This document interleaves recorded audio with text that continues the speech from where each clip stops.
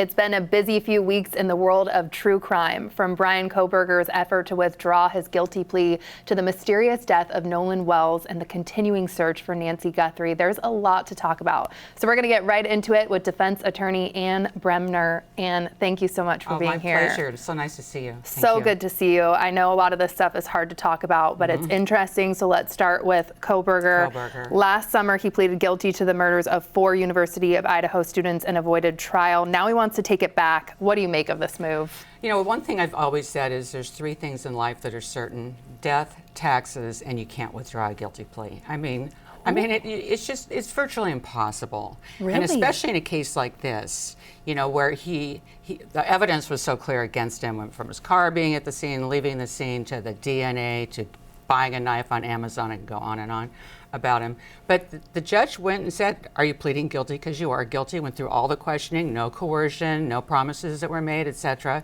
And it was a free and voluntarily made plea. So how do you get out of it? There has to be manifest injustice, something that went really wrong that you didn't anticipate. And there's nothing like that. So the chances of him getting this withdrawn are about nil. Slim to none. Slim to none. What would you make, too, of somebody that's in his position? Is he just trying to get more attention again? I mean, what's the motive? I think he is. And the thing is that the families have been through so much. And what they're saying now, at least I think one of the families is saying, bring it on. Go back to trial and get the death penalty. That's what I was going to ask you. Yeah, go ahead. I mean, that's what we wanted in the first place. We were against the plea bargain, which was bargaining away the death penalty. So is that what he wants? Or he just wants the attention, like you said? Do you think the death penalty then would be back on the table if for some crazy reason it even happened? It's potential. I think, you know, we always say don't bargain the death penalty away, like the Ridgeway case, the Green River case. That's what happened there. Like said, we'll take off death if you tell us where 48 bodies are, what you did with 48 of your victims. But in this case, it was straight bargain with four victims, with a really strong case, with nothing that he could really offer. Remember? In fact, people wanted him to say what happened and why he did it at the plea hearing. Everyone waited for that, and he didn't even do that. I know. Okay, let's move on. Nancy Guthrie, the 84-year-old mother of Today's Show anchor Savannah Guthrie, disappeared from her Arizona home in February. The FBI recovered footage from a destroyed Ring doorbell camera at Nancy's home that showed the only person of interest. It's been 6 months, few answers. Where does this case stand? What does that tell you?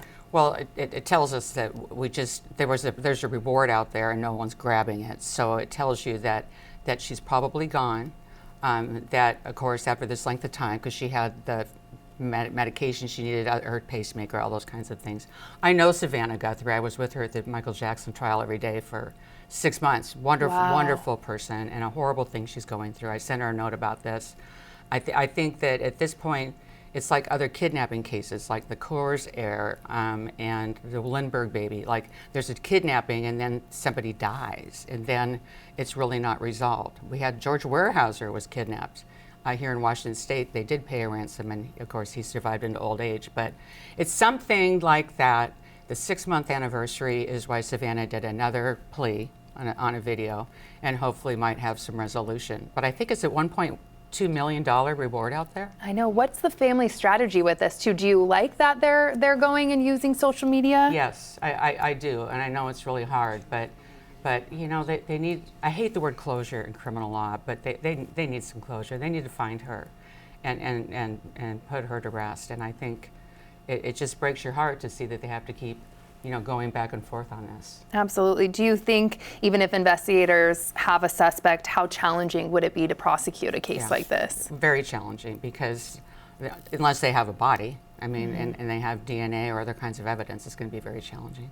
Okay, and let's go to our last case that I want to talk to you about today. Nolan Wells was an 18-year-old college football player who disappeared during a 4th of July boat trip. His body was found 2 days later, but investigators really haven't determined how he died. There are conflicting accounts about his final hours, a lot of unanswered questions. What stands out to you the most about this case?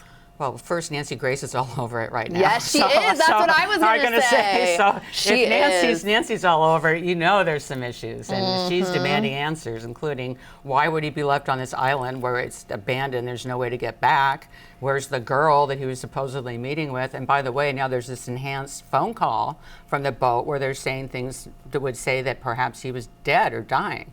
Yes. So, you know, Nancy is on it. And so I listening to, of course, I know Nancy and think she's fabulous. And so she, you know, she's making this, I think, a big question mark for a lot of people. And there's a lot of people now coming forward supporting the family.